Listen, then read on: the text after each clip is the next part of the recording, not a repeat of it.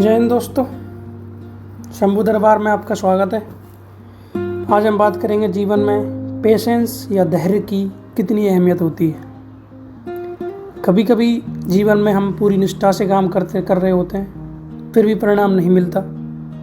समय बीत जाता है, लोग आगे बढ़ जाते हैं और हम वहीं खड़े रह जाते हैं। तब मन में एक सवाल उठता है कि क्या धैर्य रखना व्यर्थ है, या धैर्य ही वह शक्ति है जो हमें हमारे सही समय तक लेकर जाती है।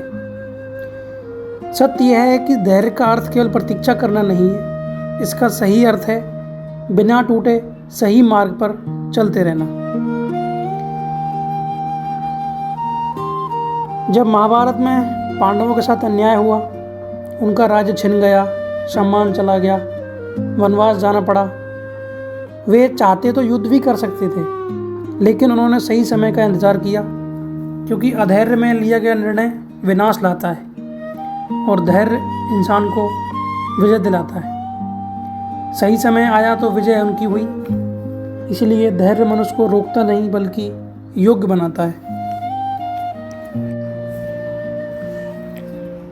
प्रकृति भी हमें धैर्य का सबसे बड़ा सत्य दिखाती है। जैसे बांस का पेड़ पहले 4 साल तक जमीन के अंदर रहता है, उस समय वो अपनी जड़ें मजबूत कर रहा होता है, और 5वें साल में सिर्फ 6 हफ्तों में वह 80 से 90 फुट तक बढ़ जाता है। इसलिए लाइफ में जब आपको लगता है कि कुछ नहीं हो रहा, तब असल में आपकी जड़ें बन रही होती है, स्किल और कैरेक्टर बन रहा होता है। इसलिए बिना रिजल्ट देखे सही काम करते जाना है। आज के समय में पेशेंस रखना पहले से अधिक कठिन हो गया है। आजकल हम ऐसे संसार में जी रहे हैं जहाँ सब कुछ तुरंत मिल जाता है। जैसे सोशल मीडिया पर हम देखते हैं, किसी को अगर बहुत कम उम्र में सफलता मिल गई तो मन में एक अधैर्य उत्पन्न होता है कि दूसरों को सब कुछ मिल रहा है और हमें कुछ नहीं। लेकिन एक सत्य हम भूल जाते हैं, हम उनका आज देखते हैं, उनका संघर्ष नहीं। केवल उनकी सफलता देखते हैं, उनकी प्रतीक्षा नहीं। सोशल मीडिया हमें परिणाम दिखाता है, उनका धैर्य नहीं। इस तेज भागती दुनिया में धैर्य रखना कठिन है, लेकिन असंभव नहीं। इसलिए भगवत गीता में भी श्री कृष्ण ने कहा है, कर्मण्येवाधिकारस्ते मा फलेषु कदाचन। अर्थात आपका अधिकार केवल कर्म करने में है, फल के ऊपर आपका कोई वश नहीं चल सकता, क्योंकि फल समय के अनुसार मिलता है। समय कर्म करने वालों की परीक्षा लेता है। जो धैर्य की परीक्षा में पास होता है वह विजय होता है।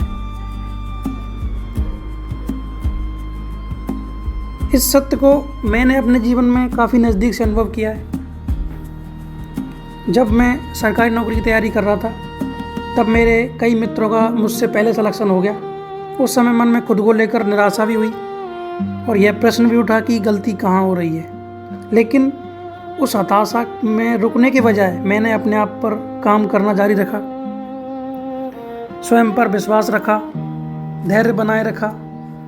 5 साल लगे, लेकिन अंत में मेरा भी सिलेक्शन हुआ।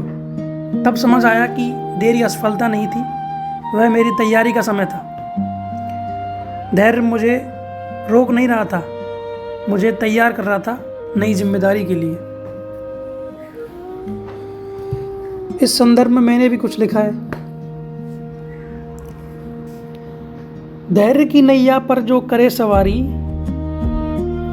आम से खास हो जाएगी उसकी कहानी। वक्त लगता है पौधे को पेड़ बन जाने में, एक उम्र लग जाती है किस्से को कहानी बनाने में।